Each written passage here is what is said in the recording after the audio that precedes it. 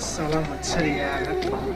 શું તમે પણ આ રીતે મચ્છરોથી કંટાળા છો? તો ટેન્શન શું લો છો? એટલે જય માતાજી જનરલ સ્ટોર વાળા લઈને આવી ગયા છે તમારી માટે ઓફરમાં મચ્છર રેકેટ, એ પણ 6 મહિનાની વોરંટી સાથે.